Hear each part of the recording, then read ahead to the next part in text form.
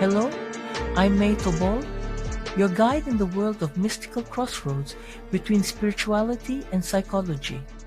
Today, I'd like to continue our exploration of a truly unique and enigmatic figure, Madame Elena Blavatsky. Keep in mind that we are currently experiencing planetary configurations similar to those present during her lifetime. In 2025, major astrological transits, Saturn in Aries, Uranus in Gemini, Neptune in Aries, and Pluto in Aquarius, echo the celestial patterns of 1875. These alignments may help explain the renewed interest in this legendary figure. Today, I invite you to explore part 2 of our in-depth research series into Madame Blavatsky's life, influence, and legacy. And as always, I'm joined by my intellectual co-pilot Brian, who will assist me in presenting this fascinating journey into the life and times of one of history's most mysterious women. Brian, take the floor. Thanks, May. I'll do my best to guide us through this thought-provoking topic. Let's explore the dreamscape together.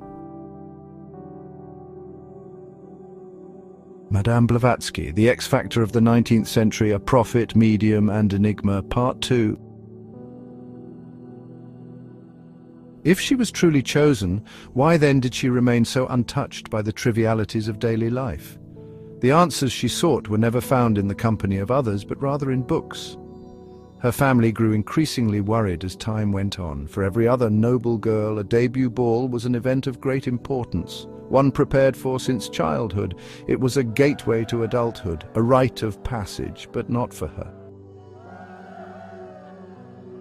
At 16, Eleanor flatly refused to attend her first ball, leaving everyone puzzled. Her grandmother was devastated, insisting that the girl must go. Pressured into compliance, Eleanor agreed, but kept her final decision to herself.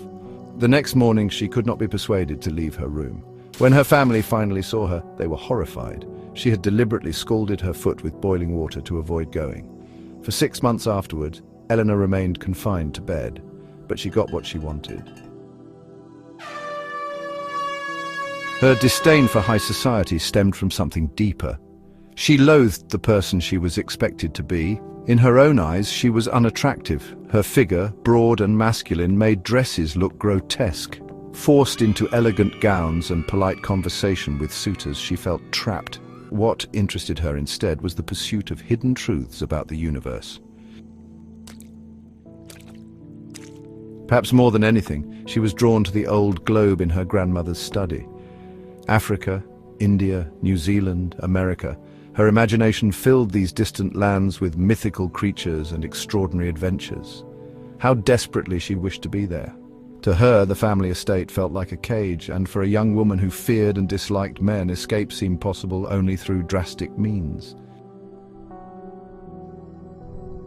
What followed was a bizarre plan, a fake marriage and a dramatic disappearance after the wedding night.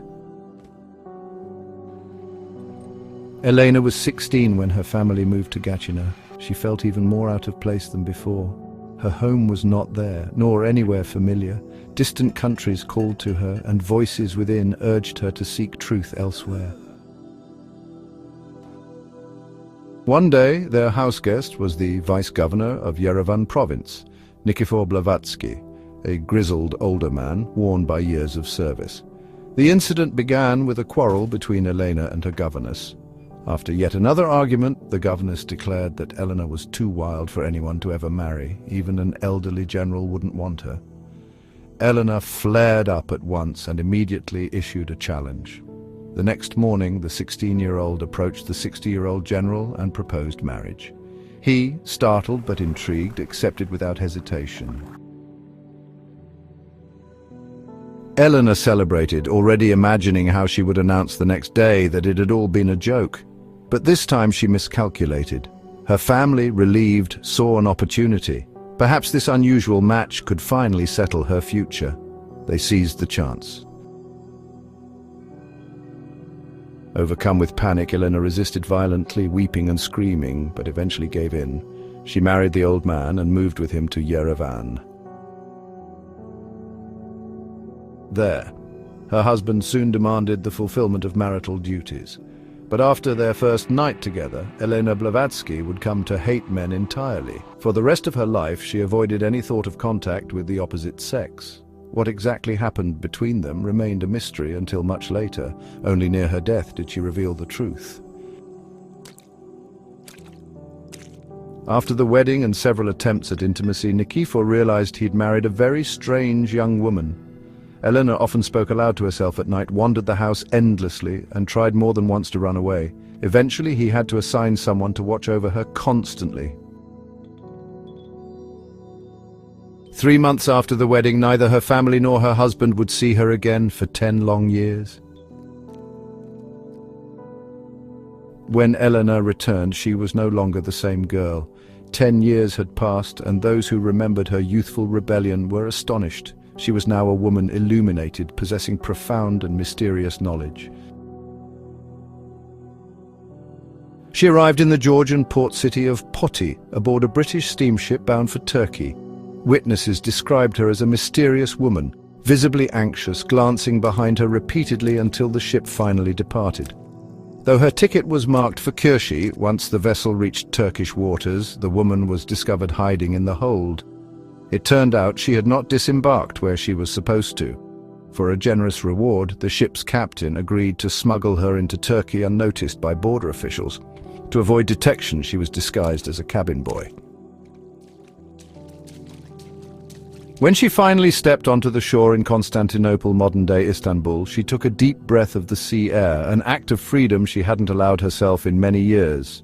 Thus began the next chapter of her extraordinary journey, one that would lead her far beyond the confines of her past and into the annals of mysticism and esoteric wisdom. To be continued to part 3.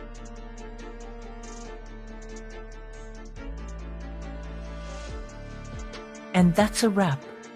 I hope you enjoyed it. Please subscribe so you won't miss the next part. We'll definitely be continuing this topic. If you like this video, please share it with others. But most importantly, let me know what you think in the comments. Do you have any questions? Do you agree or disagree? Your feedback means a lot. Stay cool, enjoy your day, and I'll see you soon.